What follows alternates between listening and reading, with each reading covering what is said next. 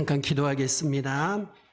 하나님 아버지, 새해 첫 주일부터 마지막 주일까지 주님의 성호를 찬양하는 성가대원들을 기억하여 주옵소서. 저들의 찬양을 받으시며 축복하여 주옵소서. 주기도문의 삶이 우리들의 삶이 되게 하시고 주기도문의 기도가 우리와 교회를 통해서 온전히 이루어지게 하옵소서. 살아계신 예수님의 이름으로 기도합니다. 아멘. 우리 옆에 분하고 인사하십시다. 안녕하세요. 반갑습니다. 환영합니다. 우리 다시 한번 인사하십시다. 수고하셨습니다. 주보 디자인을 하시는 집사님이 너무 멋지게 주보 표지를 해주셨습니다. 올 한 해 동안도 정말 수고 많으셨습니다. 지나온 모든 순간이 주님의 은혜임을 나는 믿습니다. 정말 적절하게 잘 해주셨습니다. 감사를 드립니다. 여러분의 기도와 사랑 가운데 심장에 스턴트 시술을 하고서 무사히 하고 이렇게 돌아왔습니다. 심장의 관상동맥 하나가 약 1cm 구간에서 80% 정도가 막혀 있는 상황이었고요. 급히 시술을 해야 하는 그런 급박한 상황이었습니다.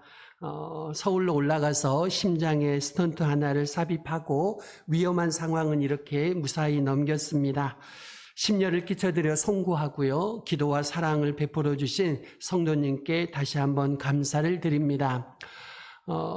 꼭 10년 전입니다. 2014년 성탄절을 저는 병원에서 보냈습니다. 그리고서 10년 후 올해 2024년 또 성탄절을 저는 병원에서 보냈습니다.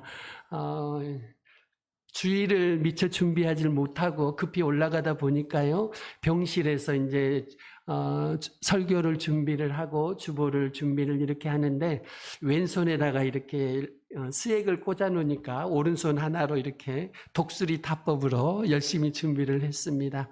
10년 전에도 꼭 그랬습니다. 10년 전에도 병실에서 그렇게 주일을 준비했고요. 이번에도 어김없이 또 그렇게 준비를 했는데 병실에 있으면서 10년 전의 상황이 생각났고요. 오늘 또 강단에 오르면서 그때 마음이 다시 한번 생각이 났습니다. 제가 있어야 할 곳은 이곳인데 병실에 있는 것이 좀 마음이 아팠고 그랬습니다. 하나님께서 다시 한번 이 강단에 서서 사역을 계속할 수 있도록 은혜를 주셔서 감사를 드립니다. 이렇게 제가 찬양을 하고 설교를 할 수 있을 정도면 다 나은 것이라고 저는 확신하고 있습니다. 앞으로 관리가 물론 필요합니다만은 저는 이제 소리가 안 나오고 호흡이 짧아질까 봐 많이 걱정을 했는데 그 정도는 아닌 것 같아서 하나님께 또한 감사를 드립니다. 그리스도께서 내 안에 계시고 내가 그리스도 안에 거하는 삶은 실제입니다. 그냥 표가 아니고 살아있는 진리입니다. 우리는 이 진리를 체험해야 하고요. 십자가에서 죽으신 그리스도를 믿을 때 우리는 그리스도와 함께 죽고 또 함께 다시 살리심을 받아서 하늘에 앉힌 바가 되었습니다.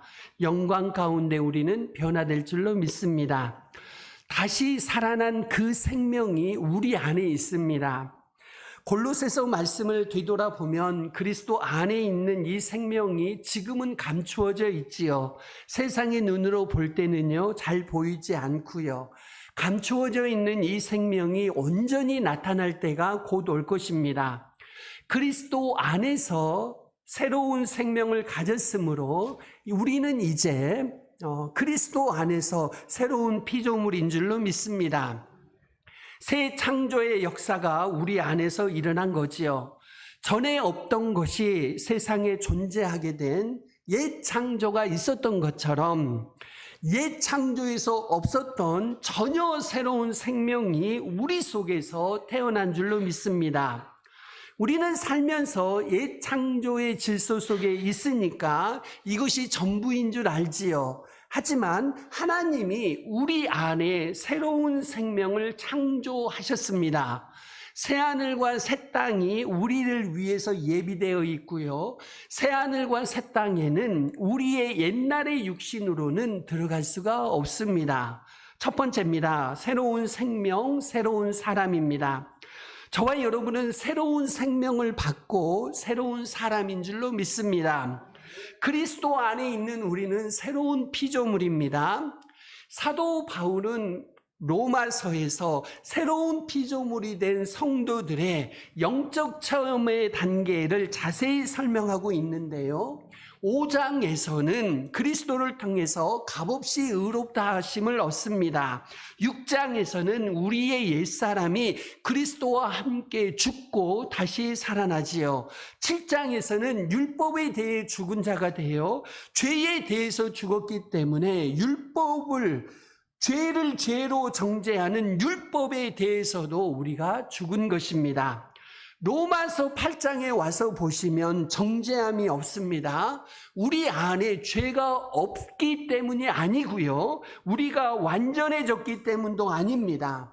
그리스도 안에 있는 자들은 죄의 습성이 여전히 살아있음에도 불구하고 그 안에 새로운 생명이 태어났으므로 더 이상 죄와 교통하는 자가 아니고 죄에 대해서 죽은 자가 된 것입니다. 따라서 이 죄를 정죄하는 율법에 대해서도 죽었고요. 이로 인해 우리가 죄와 사망의 법, 곧 율법 아래에 있지 않고 죄와 사망의 법에서 해방되었습니다. 이제 우리는 지금 생명의 성령의 법으로 살아가고 있는 거지요. 새로운 생명으로 사는 겁니다.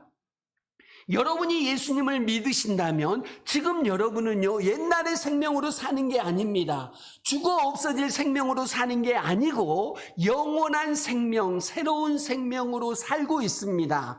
그래서 성경이 여러분을 가리켜서 새로운 피조물이라고 말씀합니다. 고린도후서 5장 17절 말씀 같이 한번 읽어보겠습니다. 시작. 그런즉 누구든지 그리스도 안에 있으면 새로운 피조물이라. 이전 것은 지나갔으니 보라 새 것이 되었도다. 아멘. 왜 이렇게 말씀하시는지 이해가 되시는지요? 여러분은요, 새로운 생명을 갖고 계십니다. 그래서 새로운 피조물입니다. 새 것입니다. 여러분이 주목하실 부분은 새 것입니다. 새 것, 새로운 피조물입니다. 완전히 새로운 것입니다. 개선된 것 아닙니다. 조금 더 나아진 것 아닙니다. 조금 더 착해진 것 아닙니다. 여러분이 예수님을 믿고 그런 것이 아닙니다. 여러분은 예수님을 믿고 개선된 게 아니고 조금 착해진 게 아니고 조금 나아진 것도 아닙니다. 새로운 피조물인 줄로 믿습니다. 새 것입니다. 새 것. 그리스도인의 삶은 개선되는 게 아니고요. 좀 더 착한 사람이 되는 것도 아닙니다. 우리의 옛사람을 교육시켜가지고 조금 더 건강한 사람으로, 조금 더 나은 사람으로 만드는 게 아니라고요. 그것을 뛰어넘습니다. 겉으로 볼 때는 별 차이가 없어요. 똑같이 생활하고 생각하고 사랑하고 그렇습니다. 분명히 우리의 옛사람 가운데도 여전히 선한 부분이 있는 것을 인정할 수밖에 없지요. 그런데 그 옛사람의 선한 삶은 모두 다 죽음으로 끝납니다. 그러므로 그것으로 스스로를 구원하기에는 턱없이 부족하지요. 예수님을 믿음으로 우리에게 주시는 생명은 새로운 생명입니다. 이 새로운 생명만이 영원히 존재합니다. 그래서 우리는 결코 정죄함이 없는 생명, 죄와 사망의 법이 어떻게 주장할 수 없는 새로운 생명, 새로운 사람으로 들어가 있는 것이지요. 다시 말씀드립니다. 그리스도 안에서 우리는 개선되고 좀 더 나아진 것이 결코 아닙니다. 옛사람은 죽고 새 사람입니다. 새로운 생명, 새로운 사람으로 완전히 다시 시작하는 겁니다. 이것이 신앙입니다. 하나님이 새로운 사람으로 만드시고 우리를 부르셨습니다. 첫째 아담의 죄로 인해 죽을 옛사람이 이제는 예수 그리스도, 둘째 아담 예수 그리스도에게 속한 자가 되어서 새 생명 가운데서 살아가는 사람이 되어서 새로운 사람으로 살아가도록 우리를 부르셨습니다. 이것이 그리스도를 통해서 오늘 우리에게 이루어졌습니다. 그리스도와 함께 할 때 이것을 체험할 수가 있지요. 이 상태가 바로 그리스도 안에 있는 자가 되는 것입니다. 우리가 이 비밀, 복음의 비밀을 깨달아야 합니다. 이것은요, 신앙의 기초가 아닙니다. 신앙의 전부입니다. 신앙의 전부입니다. 우리는 그리스도인이 되는 것을 너무 쉽게 생각합니다. 너무 가볍게 생각합니다. 교회 몇 번 나오고 혹은 몇 년 나오긴다고 해서 여러분이 그리스도인이 되는 것은 결단코 아닙니다. 신앙생활에 대해서 한두 주 강의 듣고 수학 공식 외우듯이 외운다고 해서 여러분의 신앙이 완성되고 정리되는 것은 결단코 아닙니다. 그리스도 안에서 여러분이 새로운 생명을 받고 새로운 생명을 경험하고 새로운 사람으로 살아가는 것입니다. 이것은 일평생 우리가 주님 앞에 이를 때까지 더 깊이 체험해 가야 하는 진리입니다. 이것 외에 다른 진리는 없습니다. 교회는 이것을 함께 체험하는 공동체입니다. 저와 여러분이 모여서 무엇을 하는 것일까요? 새로운 생명을 경험하는 것입니다. 새로운 사람으로 모이는 것입니다. 교회가 세상에 나누어 줄 것은 무엇보다도 그리스도의 생명인 줄로 믿습니다. 그리스도의 생명이 우리 안에 있으므로 다른 사람에게 선을 베풀며 그리스도의 생명을 우리는 전할 수가 있지요. 우리는 이 생명을 그리스도 안에서 평생 누릴 수 있고 누려야 합니다. 그것이 신앙생활이고요. 주님 앞에 설 때까지 그리스도를 아는 지식만이 우리가 알아야 하는 전부의 지식입니다. 두 번째입니다. 성령의 교통하심을 체험하는 삶입니다. 사도 바울은요, 내가 그리스도 안에 거하고 그리스도께서 내 안에 거하시는 이 삶이 우리의 힘으로는 절대 되지 않는다고 고백합니다. 옛사람에 속한 우리의 노력으로는 절대 이루어지지 않습니다. 어려운 게 아니고요. 어려운 게 아니고 불가능합니다. 다시 말씀드립니다. 우리가 그리스도 안에 거하고 그리스도가 내 안에 거하시는 삶은 우리의 노력으로는 절대로 안 됩니다. 불가능합니다. 성령의 임재가 있어야 되고 성령의 능력이 있어야 됩니다. 성령의 임재와 성령의 능력이 없으면 이런 삶은 애초에 불가능합니다. 그래서 그리스도인의 삶은 초자연적인 삶입니다. 우리는 보이는 세상 자연의 법칙과 질서에 익숙하지요. 그래서 초자연적인 삶을 대부분 부인합니다. 수많은 초자연적인 하나님의 역사 속에 살면서도 그 초자연적인 삶을 부인하고 있지요. 예를 들어서 우리가 기도하는 것, 이거 얼마나 초자연적인 일입니까? 초자연적인 일이 우리의 삶과 사역에 일어나기를 기대하며 기도하고 있으니까요. 기도하면서 초자연적인 삶을 믿지 않는 것은 말 그대로 모순이라고 할 수 있습니다. 고린도후서 13장 13절 같이 한번 읽어보려고 합니다. 같이 읽습니다. 시작. 주 예수 그리스도의 은혜와 하나님의 사랑과 성령의 교통하심이 너희 무리와 함께 있을지어다. 아멘. 목사님들의 축도로 알려져 있는 이 구절입니다. 여기서 유심히 보실 부분은 성령의 교통하심입니다.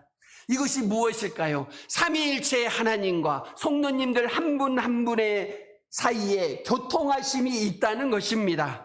이것은 초자연적인 삶입니다. 여러분과 성령님 사이에 교통하심이 있습니다. 교제가 있습니다. 이것은 초자연적인 삶이지요. 이 성령의 교통하심을 우리가 체험하지 못하면 그리스도가 내 안에 계시고 내가 그리스도 안에 거하는 삶이 허황된 말처럼 들립니다. 이건 뜬구름 잡는 이야기입니다. 성령과의 교통이 없이는. 우리는 이 성령의 교통하심을 사모해야 합니다. 교통하심, 어려운 단어 같습니다만은 사실 쉽습니다. 교제, 대화입니다. 교제, 대화. 성령의 교통하심은 성령님을 통해서 이루어집니다. 그래서 성령의 교통하심이에요. 이것이 성령님의 주된 역할입니다. 여러분, 언제나 진정한 연합은 교제, 대화를 통해서만 이루어집니다. 교통을 통해서만 이루어져요. 예를 들어서 여러분이 누군가와 연합하려면 남자와 여자가 연합하든지 친구 간에 연인 간에 연합하든지 연합하려면 반드시 교제와 대화가 있어야 합니다. 교제 없이 대화 없이 연합은 불가능합니다요.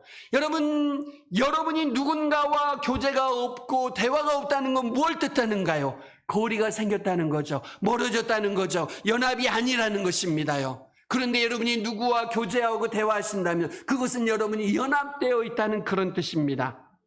우리에게 성령의 교통하심이 필요한 것은 그리스도와 내가 연합하기 위해서입니다. 성령이 교통하셔야만, 성령이 우리와 교제하시고 대화하셔야만 우리가 그리스도 안에 머물 수가 있습니다. 성령의 교통하심을 통해서 우리는 그리스도와 연합합니다. 그래서 날마다 성령의 교통하심을 체험해야 하고요. 그리스도께서 내 안에, 내가 그리스도 안에 거하는 삶이 한편으로는 마음에 부담이 되지요. 그렇게 살라고 하니까 마음도 무겁습니다. 그런데 여러분, 부담이 된다는 것은 그만큼 내 힘으로 하려고 하기 때문입니다. 그런데 앞에서 말씀드린 대로 내 힘으로는 절대로 성령의 교통하심이 내 안에 일어나지 않습니다. 성령님이 주도적으로 교제하시고 대화하셔야 합니다. 그리고 우리는 그 성령님의 터치에 민감해야 합니다. 여러분이 먼저 하시는 게 아닙니다. 여러분이 성령님과 교제하고 대화하는 시간이 필요한 것입니다. 하루 종일 테레비 앞에 앉아있고 게임기 앞에 앉아있다면 그분은 성령님과 대화할 수 없습니다. 그분의 머리가 TV, 드라마와 게임으로 꽉 차 있는 한 성령님과의 교제는 불가능합니다. 성령님이 대화하려고 해도 대화가 들리지 않지요. 고요한 시간에 여러분이 성령님과 함께 있는 시간을 5분이든지 10분이든지 가지셔야 됩니다. 꼭 산속에 들어가라는 이야기도 아닙니다. 사무실에서도 여러분이 가질 수 있습니다. 눈 감고 5분만 여러분이 마음을 잠잠히 하고 기도하신다면 성령님과의 교제는 시작될 수 있습니다. 성령님이 왜 우리 안에 거하실까요? 그리스도께서 내 안에, 내가 그리스도 안에 거하는 이 연합을 체험하도록 오신 분이 바로 성령님이시기 때문입니다. 우리는 흔히 먼저 이해하고 그 다음에 체험해 보려고 생각합니다. 그런데 사실은 정반대일 때가 많습니다. 무슨 말이냐면 먼저 체험하고 그 다음에 이해하는 일들이 많더라는 것이지요. 예를 들어 보면 태어나는 것이 먼저이고요, 부모를 인식하는 것은 나중입니다. 나를 안고 먹이고 입히고 재우는 어른이 나의 부모다. 태어나면서 이것을 알고 나오는 아이가 한 명이라도 있을까요? 그런 아이는 없습니다. 그런 아이는 없어요. 이 사람이 내 부모다 알고 나오는 아이는 없습니다. 그런데 어느 날 보니까요, 누군가 나를 안고 먹이고 입히고 재우는 거예요. 그것을 먼저 경험하면서요, 어느 날 보니까 이 사람이 내 부모구나 그러면서 엄마 아빠라고 부르기 시작하지 않습니까요? 여러분, 알고 태어나는 아이는 없습니다. 먼저 누군가 나를 안고 먹이고 입히고 재워주지요. 나중에 이분들이 내 부모라는 것을 인식합니다. 태어나는 것이 먼저고 부모를 인식하는 것은 나중입니다. 그런데 가만히 보니까요, 우리 인생에서 중요한 많은 일들이 이렇더라고요. 신앙에서도 체험이 인식보다 먼저입니다. 성령의 역사를 깨닫기 위해서 여러분이 수십 권의 책을 읽는다고 해서 성령의 역사가 여러분 안에서 일어나지는 않습니다. 차라리 그것보다는 먼저 여러분이 시간을 내서 무릎 꿇고 5분이라도 기도해 보십시오. 성령의 역사는 거기서부터 시작되는 것입니다. 신앙인은 자기 영혼에 살아계신 성령 하나님을 의지하고 체험해 가면서 변화되는 것입니다. 우리의 힘으로 우리를 바꿀 수는 없습니다. 성령님이 우리 안에 역사하실 때만 우리는 변화될 수 있습니다. 이것은 신비로운 일이지요. 성령님은 우리 영혼을 다시 살리실 뿐만 아니라 성령님의 교통하심을 통해서 그리스도께서 내 안에 계시고 내가 그리스도 안에 거하는 이 연합을 이루어 가시는 것이죠. 그 통로가 되시는 것입니다. 그래서요, 로마서 5장부터 7장까지의 목적지가 8장이라고 할 수 있습니다. 새로운 피조물로 살 수 있는 능력은 오직 성령 안에서만 주어집니다. 우리 새로운 피조물이라고 했잖아요. 이 새로운 피조물로 살아갈 수 있는 것은 성령의 능력 안으로만 가능합니다. 그래서 보혜사 성령님을 우리에게 보내주셨어요. 오순절 성령님이 임한 이후에 제자들의 삶이 완전히 변화되었고요. 이것처럼 우리에게도 그러한 성령님의 임재, 성령님의 교통하심, 성령님의 역사하심이 반드시 필요합니다. 그래야 신앙인으로 살 수가 있습니다. 세 번째입니다. 성령을 따라서 살아가십시오. 오늘 본문을 보시면 사람을 두 부류로 나눕니다. 하나는 육신을 따라가는 사람이고요, 또 하나는 성령을 따라 사는 사람입니다. 우리 5절 말씀 같이 읽습니다. 시작. 영의 일을 생각하나니. 아멘. 육신을 따라 사는 사람은 말 그대로 허물과 죄로 죽어있는 육신이 전부인 사람이에요. 보이는 것이 전부입니다. 영혼에 대해서는 관심이 없어요. 하나님께 대해 적대적이고 인정하지 않습니다. 하나님을 기쁘시게 하지도 않지요. 영적으로 죽었습니다. 한마디로 영적인 생명이 없어요. 반대로 성령을 따라 사는 사람들은 성경은 그리스도인이라고 부르지요. 말 그대로 성령을 따라 살아갑니다. 우리 안에 계시는 새 생명으로 성령을 따라서 살아가는 거예요. 생명의 성령의 법 아래에 있습니다. 분명히 그리스도 안에서도 영적 수준의 차이가 있습니다. 우리 안에서도요, 영적 수준은 차이가 있습니다. 하지만 중요한 것은 어린 아이, 갓난아이라고 해도 생명이 그 안에 있다는 것입니다요. 생명이 존재한다면 반드시 성장하고 성숙합니다. 생명이 존재한다면 모두 다 성령을 따라서 살게 되어 있어요.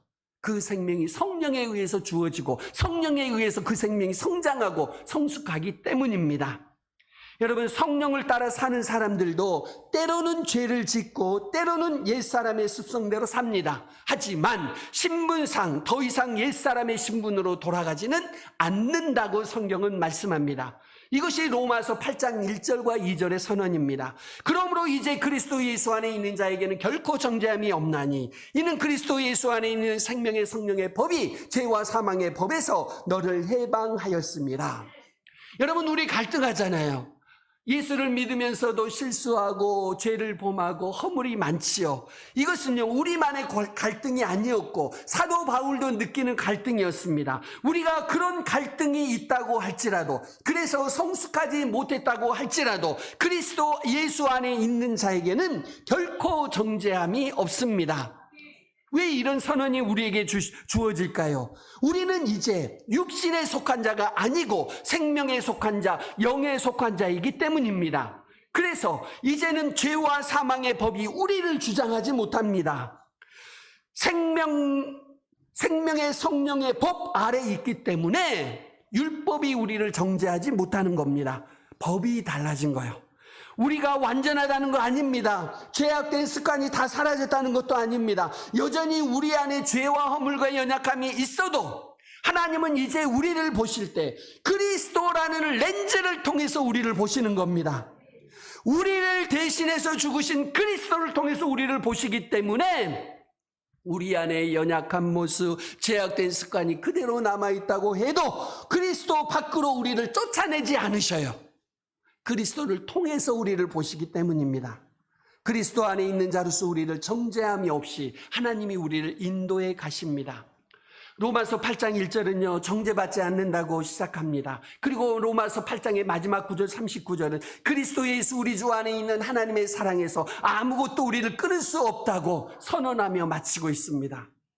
여러분, 그리스도 안에 있는 성도들의 영원한 안전을 설명하고 있습니다.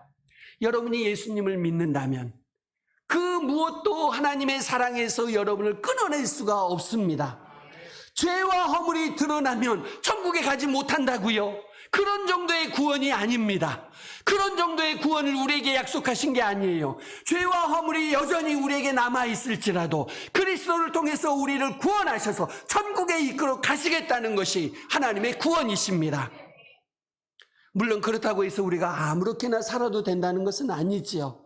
요한일서 말씀을 보면은요, 새 생명을 받은 자, 생명의 씨앗을 받은 자는 죄를 지을 수 없다고 말씀합니다. 읽어드립니다. 요한일서 3장 9절. 하나님께로부터 난 자마다 죄를 짓지 아니하나니 이는 하나님의 씨가 그의 속에 거함이요 그도 범죄하지 못하는 것은 하나님께로부터 났습니다. 죄를 짓지 아니하나니, 이건 무슨 뜻이냐? 더 이상 죄 가운데 거하지 않는다는 뜻입니다. 그 죄 가운데 살지 않는다는 거예요. 여기서 중요한 것은 계속해서입니다. 계속해서 죄를 지을 수가 없어요. 여러분이 살다가 죄를 범할 수도 있고 실수할 수도 있고 흠이 있을 수도 있습니다. 하지만 그 속에서 계속 살 수는 없습니다. 여러분이 예수 믿는 사람인가 아닌가를 보는 방법이 뭐냐? 어떤 죄를 범하고서도 계속 그 안에서 죄를 범한다면 여러분은 예수를 믿지 않는 것입니다. 그런데 여러분이 어느 죄를 범했는데 내 마음의 양심의 가책이 있고 나는 더 이상 이것을 해서는 안 되겠구나 하고 돌아선다면 여러분은 구원받은 백성입니다. 중요한 것은 계속해서입니다. 우리는 계속해서 죄를 지을 수가 없습니다. 우리 안에 있는 새 생명이 성장해 가면서 우리는 계속해서 죄 가운데 거할 수가 없습니다. 계속해서 죄를 지을 수가 없어요. 왜요? 죄가 싫어집니다. 죄가 싫어져요. 전에는 죄를 지으면서 기뻤습니다. 재밌었습니다. 그냥 마음이 흥분됐어요. 그런데요, 예수를 믿고 나니까요, 예수님이 내 안에 계시니까요, 성령이 내 안에서 역사하시니까요, 죄를 범할 때마다 우리의 마음이 불안한 겁니다. 죄가 싫어집니다. 그러면서 자연스럽게 죄가 끊어지지요. 이러한 변화는 새 생명이 우리 가운데서 만들어내는 변화입니다. 죄와 사망의 법 아래에 있지 않고 생명의 성령의 법 아래서 우리에게 나타나는 변화라고 할 수 있습니다. 성령님은 우리를 다시 살리실 뿐만 아니라 우리를 가르쳐서 온전하게 하십니다. 우리가 그리스도 안에 거하도록 인도해 가십니다. 그렇다고 해서 우리가요, 성령 하나님과 같은 수준이 된다고 오해하시면 곤란합니다. 성령님이 우리 안에 온전히 거하신다고 해서 우리가 신이 된다거나 성령 하나님이 되는 것은 결단코 아닙니다. 그것은 차원이 전혀 다른 이야기지요. 여기서 분명한 것은 그리스도가 내 안에 거하시고 그리스도의 영이 우리 안에 거하신다면 놀라운 생명의 역사가 우리 가운데 나타난다는 것입니다요. 나를 통해서 새 생명이 전달되는 것입니다. 믿지 않던 영혼들이 우리를 통해서 믿게 됩니다. 왜요? 생명이 전달되니까. 생명은 생명을 낳습니다. 생명이 생명을 낳을 수 있기 때문에 생명은 전달됩니다. 로마서 8장 10절 11절 같이 한번 읽어보려고 합니다. 같이 읽습니다. 시작. 너희 안에 계시면 몸은 죄로 말미암아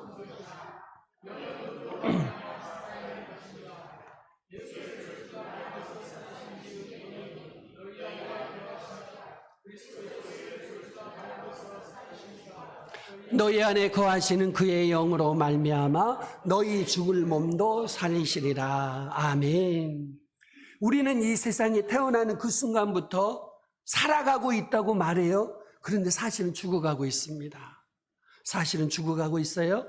아담 안에서 태어난 몸은요, 성장할지라도 자랄지라도 사실은 죽음을 향해 달려가고 있습니다.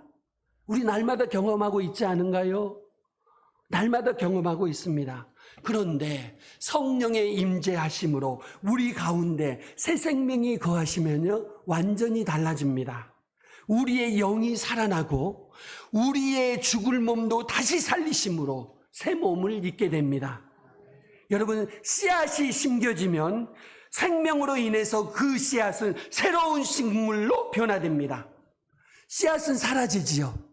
씨앗은 사라지지만 씨앗이 새로운 몸을 입습니다. 변화는 어디서 일어나는 것일까요? 그 씨앗 안에 있는 생명으로 인해서 변화가 일어납니다.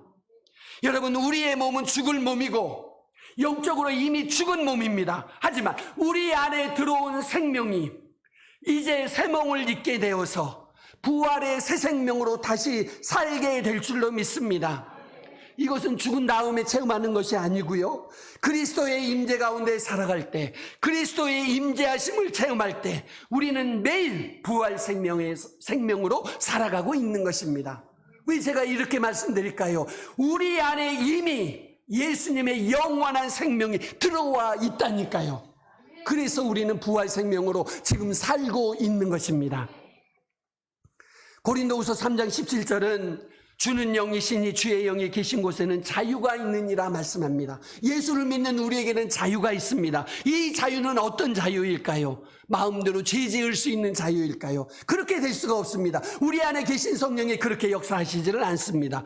우리에게 주시는 자유는 우리가 그리스도 안에 거하지 못하도록 막는 모든 방해물들, 우리의 영혼을 가로막는 모든 방해물들, 우리의 영혼을 세상으로 향하게 만드는 모든 방해물들을 다 제거하는 자유입니다.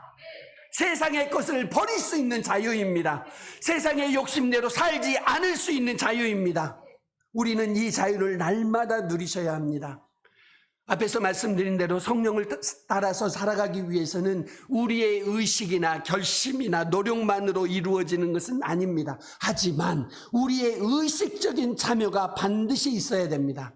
성령이 우리에게 교제하시고 말씀하신다면 우리가 의식적으로 노력해야 됩니다. 그때는. 존 오웨는 성령의 역사와 성도들의 의지의 관계를 이렇게 설명합니다. 성령님은 우리 안에서 우리와 함께 역사하신다. 그러나 우리 없이 우리를 거슬러 역사하지는 않으신다. 다시 한번 읽어드립니다. 성령님은 우리 안에서 우리와 함께 역사하신다. 그러나 우리 없이 우리를 거슬러 역사하시지는 않는다.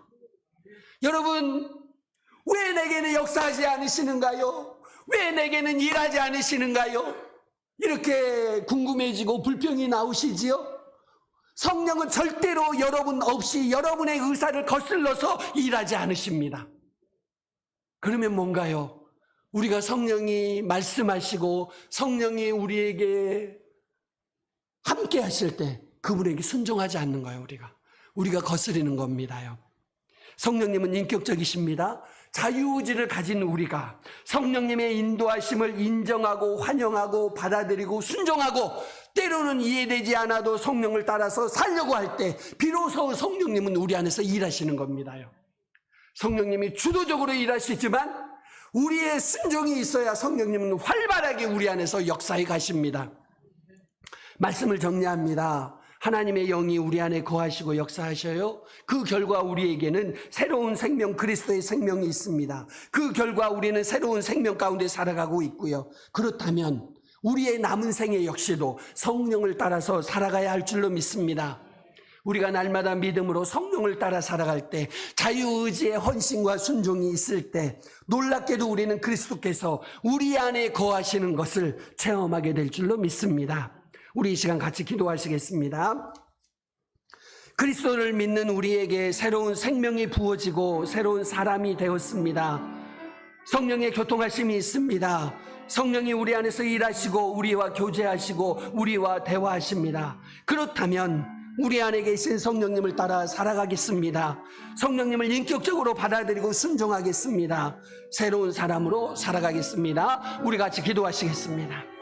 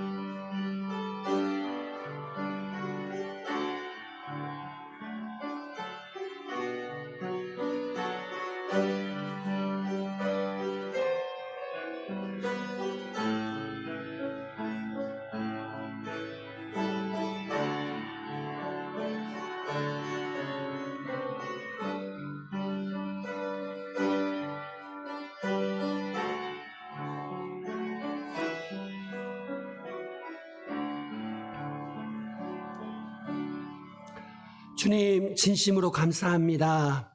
그리스도를 믿는 우리에게 새로운 생명이 부어지고 새로운 사람이 되었습니다. 성령의 교통하심이 있습니다.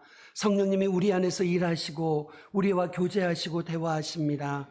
그렇다면 이제 남은 생에 우리 안에 계신 성령님을 따라서 새로운 사람으로 살아가게 하옵소서. 예수님의 이름으로 기도합니다.